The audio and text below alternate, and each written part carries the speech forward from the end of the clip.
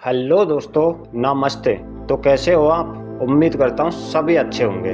तो दोस्तों, भारत की सांस्कृतिक धरोहर और आध्यात्मिक परंपराओं में कुंभ मेले का एक अनोखा स्थान है। यह केवल एक धार्मिक आयोजन नहीं है, बल्कि यह भारतीय समाज और उसकी प्राचीन परंपराओं का प्रतिबिंब है।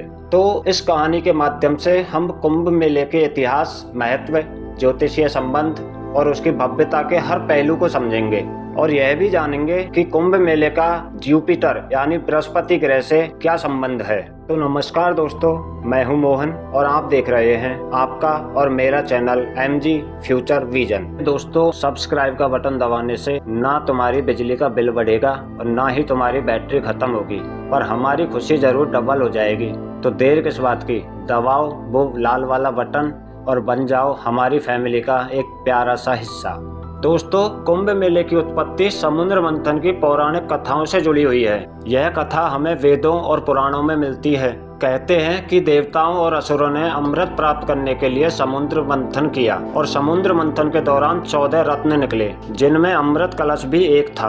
अमृत को लेकर देवताओं और असुरों में संघर्ष हुआ तो भगवान विष्णु ने मोहिनी अवतार लेकर अमृत को देवताओं को देने की योजना बनाई। लेकिन इस संघर्ष के दौरान अमृत की कुछ बूंदें धरती पर 4 स्थानों पर गिरी और वो स्थान है प्रयागराज, हरिद्वार, उज्जैन और नासिक। और यही 4 स्थान आज कुंभ मेले के आयोजन स्थलों के रूप में जाने जाते हैं। तो दोस्तों, कुंभ मेला न केवल भारत बल्कि विश्व का सबसे बड़ा धार्मिक आयोजन है। इसे मानवता के सबसे बड़े समागम के रूप में गिनीज वर्ल्ड रिकॉर्ड में भी दर्ज किया गया है और यह मेला हर 12 वर्ष में 4 स्थानों पर चक्रव्यूह की तरह आयोजित किया जाता है। अब आगे जानते हैं कि इन तीर्थ स्थानों का क्या महत्व है। तो सबसे पहले बात करते हैं प्रयागराज की, जहां गंगा, यमुना और सरस्वती का संगम होता है और इसे त्रिवेणी संगम भी कहा जाता है। अब सेकंड नंबर पर आता है हरिद्वार, जहां गंगा पर्वतों से उतरकर मैदानों में प्रवेश करती है। इसके बाद आता है उज्जैन, जहां क्षिप्रा नदी के किनारे महाकालेश्वर ज्योतिर्लिंग स्थित है। फिर लास्ट में आता है नासिक, जहां गोदावरी नदी के तट पर मेला आयोजित होता है। तो कुंभ मेले का आयोजन विशिष्ट ज्योतिषीय घटनाओं के आधार पर होता है। जब जुपिटर यानी बृहस्पति ग्रह सिंह राशि में प्रवेश करता है और सूर्य मेष राशि में होता है, तभी कुंभ मेला आयोजित किया जाता है। इन ग्रहों की स्थिति को विशेष रूप से पवित्र और आध्यात्मिक माना जाता है।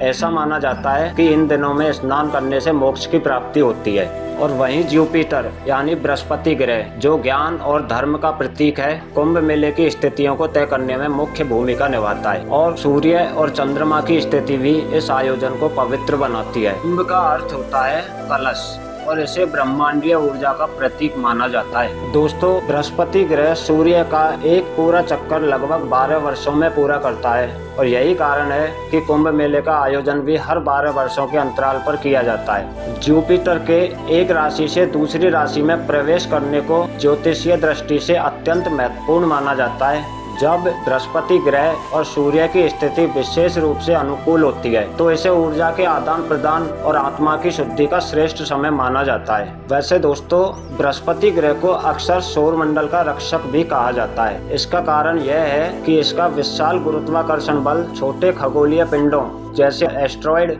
और धूमकेतुओं को पृथ्वी से टकराने से रोकता है। और वैज्ञानिक अंकल का मानना है कि बृहस्पति का यह सुरक्षा कवच पृथ्वी पर जीवन के विकास और अस्तित्व के लिए अत्यंत महत्वपूर्ण भूमिका निभाता है। बृहस्पति ग्रह अपने विशाल गुरुत्वाकर्षण बल के कारण सौर मंडल में कचरे को नियंत्रण करता है। यह कई खतरनाक खगोलीय पिंडों को सूर्य की ओर या सौर मंडल के बाहरी क्षेत्रों में भेज देता है। यह ग्रह पृथ्वी के लिए एक सुरक्षा कवच की तरह काम करता है।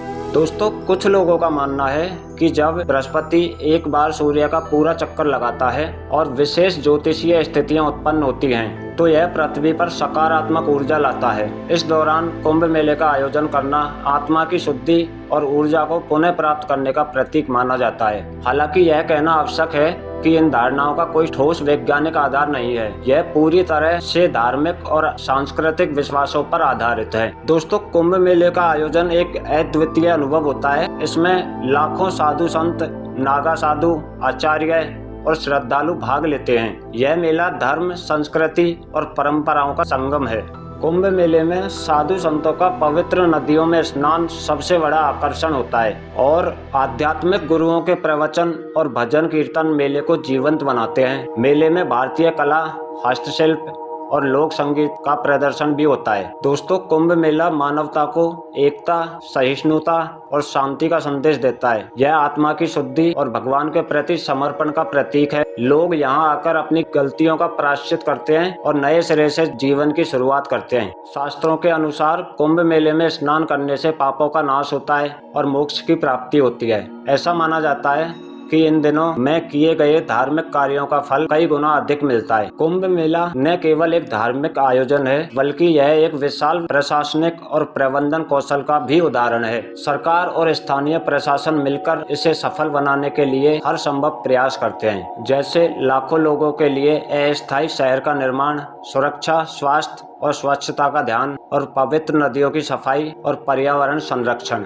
दोस्तों, कुंभ मेला अब न केवल भारत बल्कि पूरी दुनिया में प्रसिद्ध हो चुका है। इसे देखने के लिए विदेशी पर्यटक भी बड़ी संख्या में आते हैं और सन 2017 में कुंभ मेले को यूनेस्को ने मानवता की अपूर्व सांस्कृतिक विरासत के रूप में मान्यता दी है। दोस्तों, कुंभ मेला भारत की आध्यात्मिकता, संस्कृति और आस्था का सबसे बड़ा उत्सव है। यह मेला न केवल धार्मिक दृष्टि से बल्कि सामाजिक और सांस्कृतिक दृष्टि से भी अत्यंत महत्वपूर्ण है। कुंभ मेला हमें यह सिखाता है कि मानवता, समर्पण और आत्मा की शुद्धि ही सच्चे धर्म के मूल हैं। यह पवित्र आयोजन हर व्यक्ति को जीवन में शांति और संतुलन की ओर अग्रसर करता है। तो दोस्तों, ये वीडियो यहीं तक था। उम्मीद करता हूँ आपको वीडियो पसंद आया होगा और अगर आपको वीडियो पसंद आया है तो आपसे रिक्वेस्ट है कि चैनल को सब्सक्राइब जरूर करें और वीडियो को लाइक करें और अपने दोस्तों में शेयर करें। आप सभी का धन्यवाद। जय हिंद।